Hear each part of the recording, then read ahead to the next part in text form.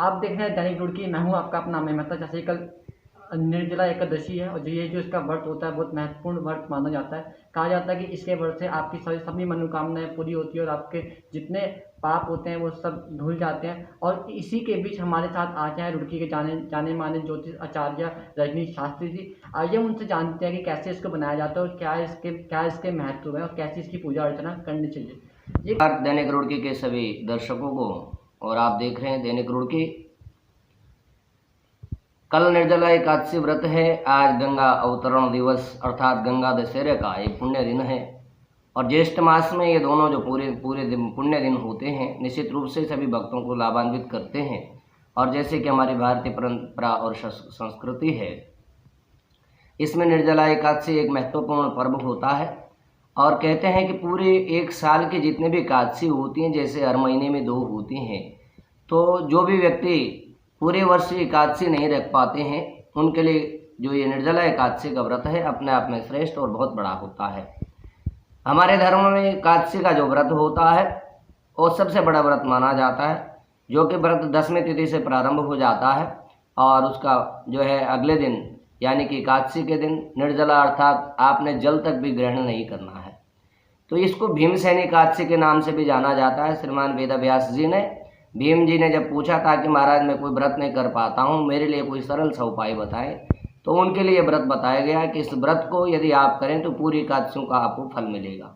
इस व्रत में निर्जल रहना होता है। 10वीं तिथि से इसका पालन करता हूँ। सात्विक विचारधारा के साथ आपको पूरे दिन अन्न जल का त्याग करना होता है और अगले दिन द्वादशी पारायण करके आपको खोलना होता है। इस बार 2 जून मंगलवार के दिन एकादशी का व्रत पड़ रहा है और इसको हम पारायण करेंगे 3 तारीख में, लगभग 5:30 से 8:30 तक इसका पारायण का समय रहेगा।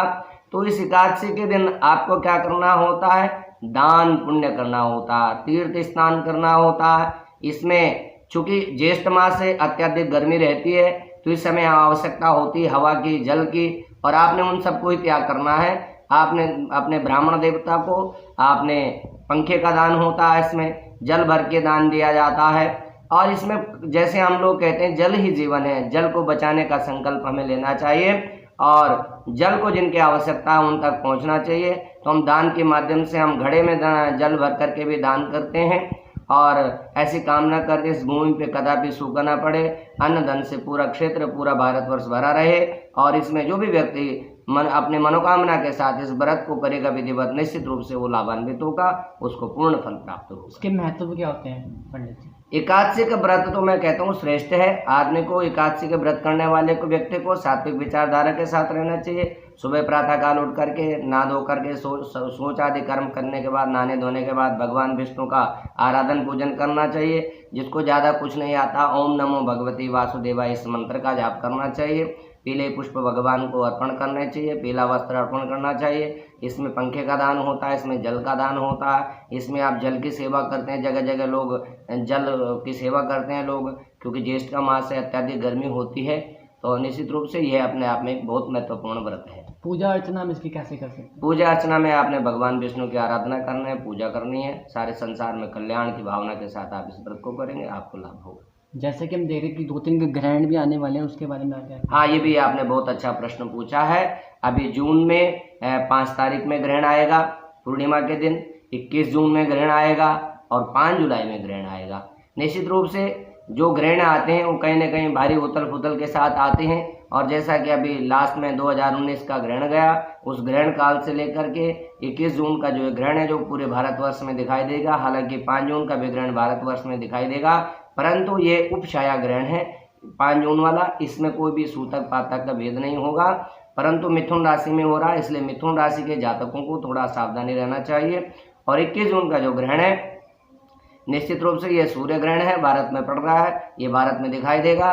तो निश्चित रूप से उस ग्रहण से लेके इस ग्रहण की अवधि तक का जो भी भारी उथल पुथल 21 जून तक अभी भारी उथल पुथल है, जैसे भूकंप है, कहीं आप तूफान देख रहे हैं, कहीं आप टिड्डियों का आक्रमण देख रहे हैं, तो निश्चित रूप से मानव जाति पे पूरी तरह से संकट है। और मैं समझता हूँ कि जून के ग्रहण के बाद और 5 जुलाई के ग्रहण के बाद धीरे धीरे जो हालात हैं वो अनुकूल होंगे।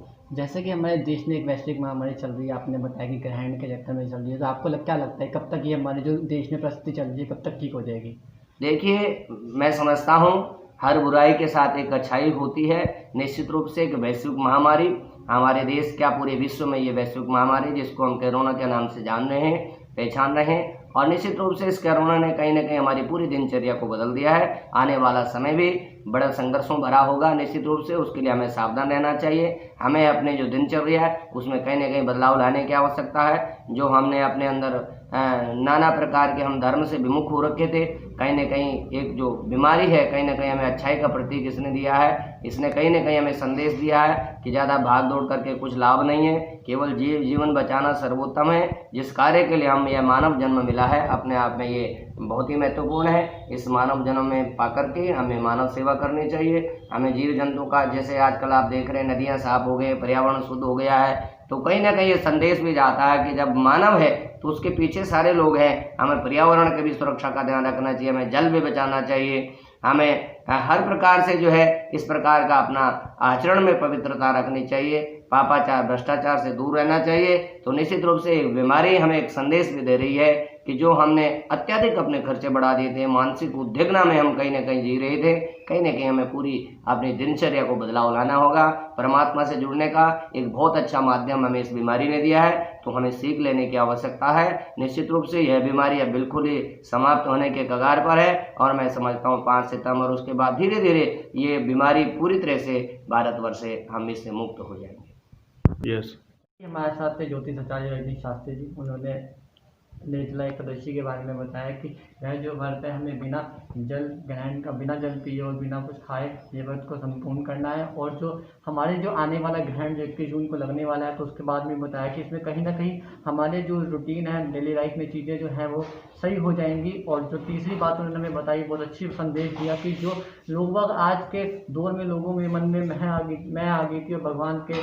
दर पे जो लोगों ने जाना छोड़ दिया था, तो कहीं ना कहीं भगवान ने ये हमें संदेश भी दिया है कि मानवता के जीवन में इंसान को जीना चाहिए।